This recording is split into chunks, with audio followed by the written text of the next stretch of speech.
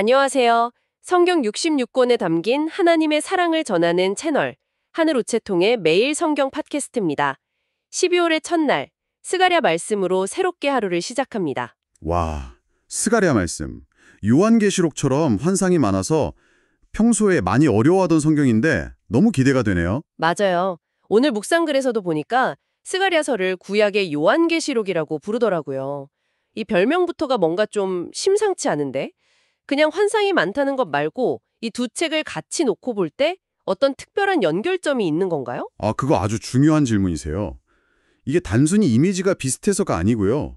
두 책이 쓰인 목적이나 뭐랄까 그 기능이 거의 같기 때문이거든요. 아, 목적과 기능이요? 네, 스가랴서랑 요한계시록 둘 다 묵시문학이라는 장르에 속하는데요. 묵시문화? 네, 이건 이제 아주 극심한 고난이나 핍박 속에서 절망에 빠진 하나님의 백성들한테 눈에 보이는 현실 너머에 있는 거대한 계획을 보여주는 거예요. 그러니까 일종의 하늘의 관점을 열어줘서 희망을 주기 위해서 쓰인 문학 양식인 거죠. 아, 그렇군요. 그러니까 현실이 너무 암담해서 땅만 쳐다보고 있는 사람들한테 자, 고개를 들어서 하늘을 봐라. 이렇게 말해주는 일종의 관점 전환 장치 같은 거네요. 네, 맞습니다. 정확해요. 그렇다면 그 스가랴 시대 사람들이 마주했던 그 암담한 현실이라는 게 구체적으로 어떤 모습이었는지 좀 더 깊이 들어가 봐야겠네요. 묵상글에서 이 배경을 이해하는 게 메시지 해석의 열쇠라고 아주 강조하더라고요. 그렇죠. 절망이라는 그냥 한 단어로 표현하기에는 너무나 복합적인 상황이었죠. 일단 70년 동안 바벨론 포로 생활을 하다가 겨우 돌아왔잖아요. 네네. 근데 기쁨도 잠시, 눈앞에 펼쳐진 건 완전히 다 파괴된 성전, 무너진 성벽, 이런 거였어요. 뭐랄까, 국가의 중심, 또 신앙의 중심이 그냥 사라져버린 거죠. 아, 경제적으로는 또 극심한 가뭄이랑 빈곤에 시달렸고 정치적으로는 페르시아 총독의 감시를 받으면서 주변 민족들한테 끊임없이 방해받고 조롱당하고 와, 정말 약속을 믿고 돌아왔는데 현실은 그냥 폐허뿐이라니.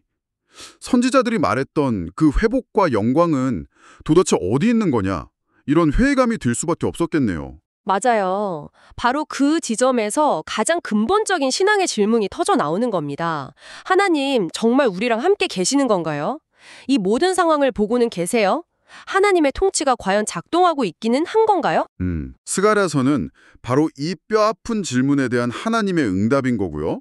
그리고 이 질문은 2500년 전 그들만의 질문이 아니라 오늘날 우리에게도 똑같이 다가오는 질문이기도 하죠. 그러네요. 바로 그 절망의 한가운데서 하나님이 보여주신 첫 번째 응답이 바로 그 4명의 말탄자 환상이군요. 묵상글 보면서 이 부분이 진짜 흥미로웠어요. 이 말탄자들, 정체가 뭐고 어떤 메시지를 담고 있는 건가요? 네, 이 사람들은요. 온 땅을 두루 다니면서 감찰하는 임무를 받은 하나님의 천사들입니다. 아, 감찰하는 천사들이요? 네, 고대 제국에서 왕이 기마순찰대를 보내는 건 왕의 통치권이 그 땅 곳곳에 미치고 있다는 걸 상징했거든요. 아, 즉, 이 환상은 너희가 보기엔 세상이 어지럽고 그냥 방치된 것 같지만 사실은 내 순찰대가 온 땅 구석구석을 살피고 있다. 모든 것이 내 통제 아래에 있다는 메시지인 거죠. 하나님의 주권이라는 개념을 아주 시각적으로 확 보여준 거예요. 와, 내가 다 보고 있고 모든 것은 내 계획 안에 있다. 정말 강력한 안심의 메시지네요. 그런데 묵상글은 여기서 한 걸음 더 나아가서 이 환상이 요한계시록 6장에 나오는 4명의 말탄자랑 완전히 다르다고 날카롭게 지적하더라고요. 같은 모티브를 쓰는데 어떻게 이렇게 다를 수가 있죠? 바로 그 대비를 통해서 우리가 아주 중요한 영적 원리를 발견하게 됩니다. 요한계시록의 4말탄자들은 각각 전쟁, 분쟁, 기근, 죽음 이런 걸 상징하면서 세상에 재앙을 가져오는 존재들이거든요. 네네. 그러니까 하나님의 통치를 대적하고 세상을 혼란으로 몰아넣는 어둠의 세력을 상징하는 거죠. 스가랴의 천사들이 하나님의 주권적 돌봄을 상징한다면 계시록의 말탄자들은 그 반대로 혼돈과 파괴를 상징해요. 아, 겉모습은 비슷한데 본질은 완전히 정반대인 셈이네요. 마치 진짜 명품이랑 그걸 어설프게 따라한 가짜처럼요. 맞습니다. 묵상글이 바로 그 지점을 짚어주는데요. 마귀의 핵심 전략이 바로 모방과 위장이라는 통찰을 제시해요. 모방과 위장이요? 네. 마귀는 창조적인 존재가 아니거든요. 그래서 언제나 하나님의 거룩한 것을 어설프게 흉내내서 사람들을 미혹하고 결국 파멸로 이끌죠. 묵상글에서 인용한 비유가 아주 인상적인데 하나님께서 성부, 성자, 성령의 거룩한 삼위일체로 구원을 이루시는 것처럼 마귀는 마지막 때에 사탄, 적그리스도, 거짓 선지자 이렇게 악의 삼위일체를 통해서 하나님을 모방하고 자신을 신격화한다는 거예요. 와, 그건 정말 소름 돋는 통찰인데요. 결국 악의 본질이라는 게 진리를 교묘하게 비트는 거짓에 있다는 거군요. 그렇죠. 그럼 우리는 이 진짜랑 가짜를 어떻게 분별할 수 있을까요? 결국 그 열매를 보면 알 수 있습니다. 하나님의 역사는 혼란 속에서도 궁극적으로 질서, 생명, 평안으로 나아가거든요. 하지만 마귀의 모방은 겉보기엔 화려하고 그럴듯해 보여도 그 끝은 반드시 분열, 혼돈, 그리고 파멸이에요. 스갈에서는 이스라엘 백성들에게 너희를 감시하는 진짜 순찰대는 바로 나, 여호와가 보낸 이들이다. 이걸 알려주면서 분별의 기준을 딱 제시해주는 셈이죠. 알겠습니다. 첫 번째 환상을 통해서 하나님께서 모든 걸 다 지켜보고 계신다는 걸 확인했어요. 근데 백성들 입장에서는 보고 계신 건 알겠는데 그래서 이 거대한 문제들을 대체 언제 해결해 주실 겁니까? 이런 질문이 남을 것 같아요. 그렇죠, 그렇죠. 바로 이어서 등장하는 두 번째 환상, 4개의 뿔과 4명의 대장장이가 이 질문에 대한 답이 되는 것 같더라고요. 정확합니다. 여기서 4개의 뿔은 이스라엘을 역사적으로 억압해왔고 또 당시에도 억압하고 있던 세상의 거대한 권력, 시스템을 상징합니다. 아, 권력이요? 네, 묵상글에서는 아수르, 바벨론, 페르시아, 헬라 같은 제국들을 예로 들었죠. 이 뿔들이라는 게 짐승의 힘과 교만을 상징하는데 백성들 입장에서 보면 이건 도저히 대항할 수 없는 절대적인 힘처럼 보였을 거예요. 오늘날 우리에게도 그런 뿔들이 있죠. 개인의 힘으로는 도저히 바꿀 수 없을 것 같은 거대한 사회 구조라던가 경제 시스템 혹은 나를 짓누르는 고질적인 문제들처럼요. 맞아요.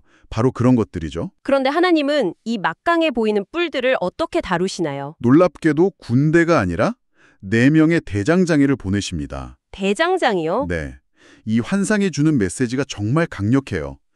대장장이가 뭐 하는 사람이죠? 단단한 쇠를 불에 달궈서 망치로 막 내리치잖아요? 네, 그렇죠. 그래서 완전히 새로운 형태로 만들어내는 존재란 말이죠. 즉, 세상에 거대한 판을 짜고 시스템을 구축했던 그 뿔들을 그것을 부수고 해체하는 대장장이를 통해서 심판하시겠다는 선언인 겁니다. 세상의 판을 짜는 분도 하나님이시고 그 판을 깨뜨리시는 분도 하나님이시라는 그 주권을 선포하는 거죠. 와, 정말 통쾌한 이미지네요. 여기서도 4명이라는 숫자가 반복되는 게 좀 흥미로운데요. 4명의 말탄자, 4개의 뿔, 4명의 대장장이. 어떤 의미가 있을까요? 아, 그것도 좋은 포인트인데요. 성경에서 숫자 4는 종종 땅의 4방향, 그러니까 동서남북을 가리키면서 세상 전체 혹은 완전함을 상징해요. 아, 따라서 4개의 뿔은 세상의 모든 권력을, 4명의 대장장이는 그 모든 권력을 능히 제압하고도 남는 하나님의 완전한 능력을 상징한다고 볼 수 있는 거죠. 어떤 세상의 힘도 하나님의 통치에서 벗어날 수 없다는 걸 강조하는 장치예요. 이 메시지를 오늘 우리 삶으로 한번 가져와 보죠.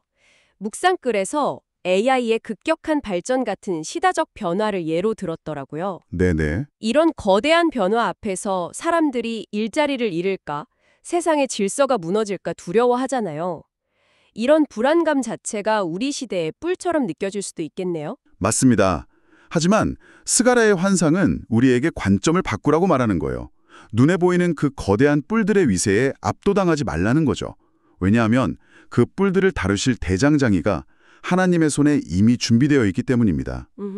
중요한 건 그 모든 변화와 혼란의 배후에서 역사의 수레바퀴를 움직이시는 분은 하나님이시라는 믿음이에요.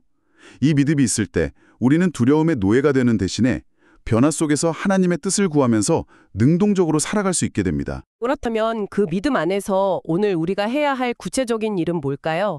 세상은 하나님이 알아서 바꾸실 테니까 우리는 그냥 가만히 있으면 되는 건가요?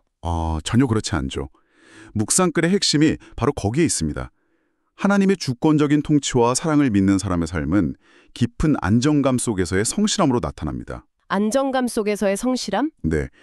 세상이 어떻게 변하든 내일 무슨 일이 일어나든 그 모든 것이 나를 사랑하시는 하나님의 주권 아래에 있다는 걸 신뢰하기 때문에 우리는 그냥 오늘 내게 주어진 자리에서 내가 마땅히 해야 할 일을 묵묵히 감당하는 거예요. 학생은 공부하고 부모는 자녀를 사랑하고 직장인은 자신의 업무에 최선을 다하는 것. 바로 이런 거죠. 아, 묵상글이 인용한 요한일서 4장 4절 말씀이 이 모든 내용을 딱 한 문장으로 요약해 주는 것 같아요. 자녀들아 너희는 하나님께 속하였고 또 그들을 이기었나니 이는 너희 안에 계신 이가 세상에 있는 자보다 크심이라. 맞아요. 결국 내 안의 능력이 아니라 내 안에 계신 성령님이 세상의 그 어떤 뿔보다 크시다는 믿음으로 살아가는 거군요. 그렇습니다. 바로 그 믿음이 우리의 힘이고 세상에 줄 수 없는 평안의 근원인 거죠. 오늘 묵상글의 내용을 정리해보면 절망적인 현실 속에서 스가랴서는 두 가지 중요한 환상을 통해 우리를 격려하는군요. 첫째는 하나님의 감찰하시는 눈이 온 세상을 살피고 계시니 안심해라. 둘째는 세상의 어떤 거대한 뿔도 하나님의 대장장의 앞에서는 부서질 수밖에 없으니 두려워하지 말아라. 네, 맞아요. 이 모든 게 결국 우리를 향한 하나님의 주권적인 사랑의 표현이라고 할 수 있겠네요. 맞습니다. 그리고 묵상걸은 그 사랑을 받는 데서 그치지 말고 그 사랑을 흘려보내는 통로가 되자고 도전하죠. 오늘 내게 맡겨주신 사람들, 내 가족, 동료, 이웃을 위해서 내가 마땅히 해야 할 일을 하는 것. 이게 바로 하나님의 사랑을 부지런히 퍼나르는 대장장이의 역할을 감당하는 삶이죠. 그런데 솔직히 제 마음도 힘들고 지칠 때가 많은데 다른 사람까지 사랑으로 섬긴다는 게 참 버겁게 느껴질 때가 많거든요. 그렇죠. 그래서 묵상글은 그게 우리 힘으로는 불가능한 아가페 사랑이라고 분명히 말합니다. 아, 아가페. 네, 아가페는 감정에 따른 사랑이 아니라 상대방의 유익을 위해서 나의 의지를 드리는 하나님의 사랑이잖아요. 이건 오직 내 안에 계신 성령님께서 부어주시는 능력으로만 가능합니다. 내가 사랑의 원천이 아니라 하나님의 사랑이 흘러가는 통로가 되기를 기도하면서 그분을 의지할 때 비로소 가능한 일이죠. 사랑의 통로라는 표현이 마음에 깊이 남네요. 오늘 묵상글은 스가랴의 대장장이 환상을 통해 거대한 세상을 심판하시는 하나님의 도구들을 보여주었습니다. 오늘 하루를 살아가시면서 한번 이렇게 스스로에게 질문해 보시는 건 어떨까요? 성령님을 의지할 때 나는 내 삶의 자리에서 하나님의 사랑을 흘려보내는 어떤 작은 도구, 어떤 작은 대장장이가 될 수 있을까? 거창한 게 아니더라도 따뜻한 말 한마디, 지친 동료에게 건네는 커피 한 잔이 누군가의 절망이라는 뿔에 작은 균열을 내는 위대한 망치질이 될 수도 있을 겁니다. 여러분의 댓글과 구독, 좋아요는 하나님의 사랑을 온 세상에 전파하는 데 큰 도움이 됩니다. 사랑하는 주변 지인분들께 많이 알려주시기 바랍니다. 그럼 다음 시간에 더 좋은 내용으로 찾아뵙겠습니다. 감사합니다.